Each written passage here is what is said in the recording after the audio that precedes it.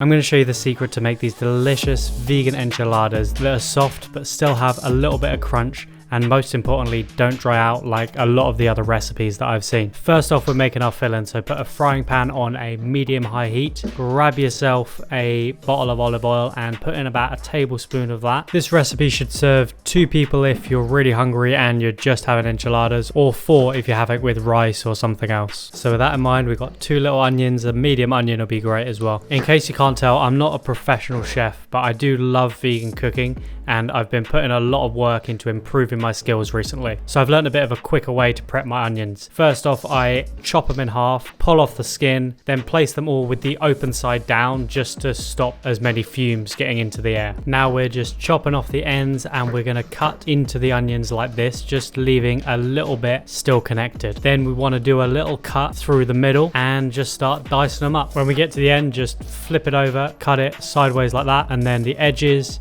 and boom, we got all of the onion beautifully diced, nothing wasted. And right on cue, the oil is nice and hot, so let's stick in our onions. Actually looks better if we put them in like this. Let's grab ourselves a spoon and give this all a nice little stir. Make sure it's all coated up in the oil. While those are cooking up, let's get everything else all ready. We're going to open up our plant-based mince. This pack's 400 grams, which is about 14 ounces. Another thing you could use instead for a healthy, in quotation marks, version is lentils, or some beans would go great with this as well. Also, you could try using a mixture. Before, I've done a bit of mince and a bit of black beans. That's great as well. And if I was using frozen mince, I'd just give it a quick zap in the microwave first, so that when I add it to my onions, it doesn't just cool everything down. So we're going to use a couple cloves of garlic for this recipe. And if you're paying attention, you'll have noticed that the way I'm prepping the garlic is chopping off the end, giving it a squash, and then pulling off the skin. Let's give the onions a quick stir to make sure they're evenly cooking and dice up the garlic like this. Now once the onions are starting to brown up a little bit, it's time to add in your meat substitute, ta-da, and get that all nicely broken up and mixed in. Now here's a cool trick to get the most flavor out of your garlic. You just clear a little space in your pan, add a little bit of olive oil, and once that's heated up, put in your garlic and cook that up in the oil for about a minute or so, or until it starts to brown up. Then mix it up with the rest of the mince. Now we're going to add about a 1/4 teaspoon of black pepper, 1/2 teaspoon of salt, and 1/2 teaspoon of cumin. Now let's mix it up and cook it for another couple minutes or so and put it to the side. Now we're going to create a proper traditional enchilada sauce. So put your pot on medium-high heat, add in a tablespoon of olive oil, and once that's hot, we're going to add in a generous tablespoon of all-purpose white flour. Okay, don't laugh at my whisk. This is an attachment that I've got for my handheld blender. Keep whisking until the flour is all nicely mixed in with the oil, and make sure it has a chance to cook for at least a minute. This thing is called a roux, and we're going to use it as the base for our sauce. Next in goes a 1/2 stock cube. Just break it off and crumble it in with your hands, and then whisk it until it was all combined. Now stick in a tablespoon of chili powder.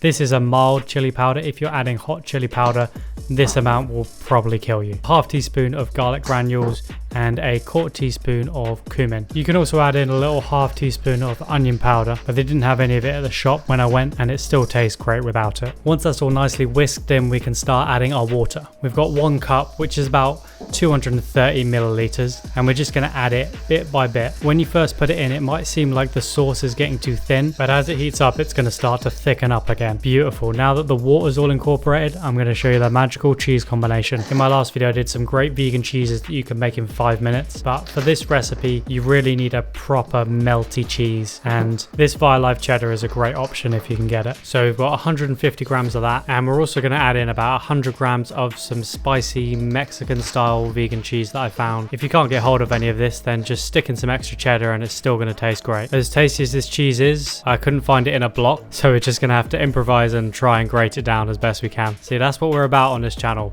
This is some real vegan cooking right here. Alright, it's gonna melt anyway, that'll do. So let's stick it in with the rest of the cheese and give it a little mix up. Now we're gonna preheat our oven to 190 degrees Celsius, which is 375 degrees Fahrenheit. Alright, let's talk tortillas. Traditionally, these enchiladas are made with corn tortillas. However, I'm using these soft plain flour ones because they bend a lot more easily. However, if you want to do this the traditional way with corn tortillas, then the trick to making them less crumbly is to put them in some hot oil very briefly, then then take them out and they'll be much easier to roll up without breaking. Making the enchiladas is super simple. We just add in our cheese, add in a layer of our filling, and roll that bad boy up, then place it into a deep baking tray or dish.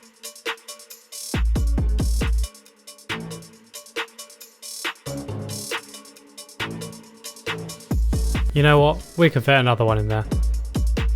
Beautiful. Now if you've got any leftover filling, you can just stick a layer of that on here along with some cheese. Now let's go for our lovely enchilada sauce. Get that all nicely mixed in all the gaps. Then add on the ultimate layer of cheese. Now here's the part that I think a lot of the enchilada recipes get wrong. They just stick them straight in the oven for 20 minutes or so, and that ends up drying out a lot of the enchilada. What we're going to do to get the best texture with some crunch and softness is to cover them in tin foil and bake them for 20 minutes like this.